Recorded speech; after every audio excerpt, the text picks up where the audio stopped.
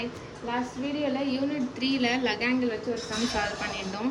இந்த வீடியோல unit 4 compression member வச்சு பார்க்கலாம். Design procedure, compression, compressive strength and strength. இதோட step 1 என்னன்னா properties of section. இப்போ क्वेश्चनல வந்து எந்த செக்ஷன் யூஸ் பண்றாங்க அப்படின்றது கொடுத்திருப்பாங்க. அதை வச்சு நம்ம ஸ்டீல் டேபிள்ல நமக்கு தேவையான வேல்யூஸ்லாம் எடுத்துப்போம். இப்போ क्वेश्चनல வந்து ISMC அப்படின்னு சொல்லி கொடுத்திருந்தாங்கன்னா நம்ம ஸ்டீல் டேபிள்ல SP6ல நம்ம சர்ச் பண்ணணும். ஸோ HB 250 அப்படின்னு நான் எடுக்கிறேன்னா அதுக்கு வந்து அதோடைய வெயிட் வந்து 51 இருக்கு. ஸோ கொஷனில் ஒரு 50 அந்த மாதிரி எது கொடுத்தாலும் நம்ம இதை எடுத்துக்கலாம். ஸோ 250ல் 51 எடுத்துக்கலாம். இல்லை அதுக்கேற்ற மாதிரி 54 இருக்குன்னா 54 கிட்ட ஒரு 55 இல்லை 53 அந்த மாதிரி இருந்தால் கூட கொஷனில் நம்ம இந்த மாதிரி எடுத்துக்கலாம். ஸோ இப்போ 52 கொடுத்துருக்கு, அதனால 51 நான் எடுத்திருக்கேன். அதோட கேஜி கொடுத்துருக்காங்க. அதோட ஏரியாவோட வேல்யூ எடுத்துக்கணும். ஏரியாவோட வேல்யூ வந்து 64.96 அது எடுத்துக்கணும். நெக்ஸ்ட் அதோட ஹைட் வந்து 250, அதோட width of the flange வந்து 250. Next thickness of the flange 9.7, thickness of the web 6.9. So அடுத்து வந்து ரேடி ஆஃப் கைரேஷனில் RXX RYY இது ரெண்டுத்தில் கம்பேர் பண்ணி பார்க்கணும். 10.91 இருக்குது, 5.49 இருக்குது. அது ரெண்டுத்தில் எது கம்மியாக இருக்குது? 5.49 தான் இருக்குது. So R minimum equal to 5.49. So இந்த வேல்யூ வந்து நம்ம எடுத்து ப்ராப்பர்ட்டிஸ் ஆஃப் செக்ஷனில் எழுதிக்கணும். ஸோ இப்போ ஃபஸ்ட்டு ஸ்டெப் முடிஞ்சிடுச்சு. நெக்ஸ்ட்டு வந்து ஸ்டெப் 2 வந்து பக்லிங் கிளாஸு. பக்லிங் கிளாஸ்க்கு பேஜ் நம்பர் 44 IS 800ல்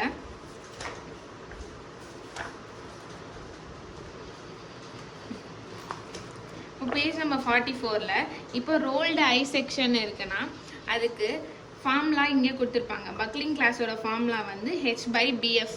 ஸோ நம்ம ஞாபகம் வச்சுக்கோன்னா H/BF. ஸோ இப்போ வந்து H/BF வந்து 1.2 விட அதிகமாகவோ இல்லை 1.2ஆவோ இருந்துச்சுன்னா அதுக்கு வேல்யூ ZZல B பக்லிங் கிளாஸ் எடுக்கணும். சப்போஸ் TFோட வேல்யூ 100 ஈக்குவல் டு இல்லை 100 விட கம்மியாக இருந்துச்சு அப்படின்னா அதுக்கு YYல C எடுக்கணும். ஸோ இப்போ நம்ம பக்லிங் கிளாஸோட வேல்யூ வந்து இப்போ எனக்கு இந்த வேல்யூ வந்திருக்குன்னா B எடுக்கிறேன்.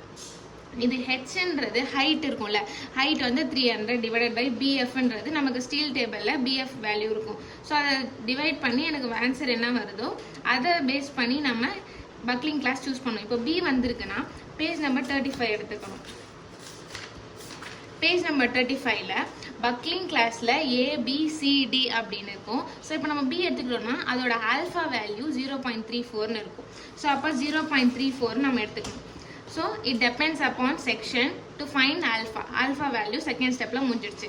ஸோ செகண்ட் ஸ்டெப்பில் ஃபார்முலா H/BF சப்ஸ்டியூட் பண்ணோம், வேல்யூ வரும். அதை வச்சு நம்ம பக்லிங் கிளாஸ் சூஸ் பண்ணோம். பக்லிங் கிளாஸை வச்சு நம்ம ஆல்ஃபா வேல்யூ சூஸ் பண்ணிக்கிட்டோம். நெக்ஸ்ட் ஸ்டெப் 3 வந்து ஆயிலர் பக்லிங் ஸ்ட்ரெஸ்ஸு. ஸோ வந்து பேஜ் நம்பர் 34. ஸோ செக்ஷன் 7ல் கம்ப்ரெஷன் மெம்பர்ஸ்க்கு நமக்கு ஃபார்முலாஸ் இருக்கும். ஸோ இது எல்லாமே இதுலேயே முடிஞ்சிடும். இதுக்கப்புறம் எதுவுமே ஞாபகம் வச்சுக்கோன்னா இது எல்லாமே நம்மளே கோட் புக்லேயே வேல்யூஸ் கொடுத்துருப்பாங்க. ஸோ இப்போ லாஸ்ட்லேருந்து வாங்க. So Euler's buckling stress. So இந்த ஸ்டெப் 3யுமே இதே தான். ஆயிலர் பக்லிங் ஸ்ட்ரெஸ்ஸு அதோட ஃபார்முலா கொடுத்துருப்பாங்க π² E divided by KL divided by R whole square. So பையோட வேல்யூ அப்படியே போட்டுக்குவோம். ஹீயோட வேல்யூ 2 × 10⁵ Nm². இது கான்ஸ்டன்ட் தான்.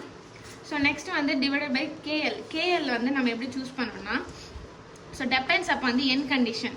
ஸோ இப்போ கொஸ்டினில் வந்து both end hinged both end pinned அப்படின்னு கொடுத்துருந்தாங்கன்னா அதை பொறுத்து நமக்கு KL வேல்யூ மாறும். ஸோ அதுக்கு பேஜ் நம்பர் என்ன எடுக்கணும்னா 45 எடுக்கணும். பேஜ் நம்பர் 45ல எஃபெக்டிவ் லென்த் கண்டுபிடிக்கிறதுக்கு இப்போ போத் எண்டு ரெஸ்ட்ரைன்டு அப்படின்னா வந்து அதோட effective length value 1.0L. So அப்போ போத் எண்டு பிண்டு ஹிஞ்சுடுக்கு 1.0. ஸோ KL வேல்யூ அதை வச்சு ஃபைன் பண்ணிட்டதுக்கப்புறம் KL வந்து 1.0 × Lன்னு போட்டிருந்ததுனால ஸோ கொஸ்டினில் லென்த் கொடுத்துருப்பாங்க.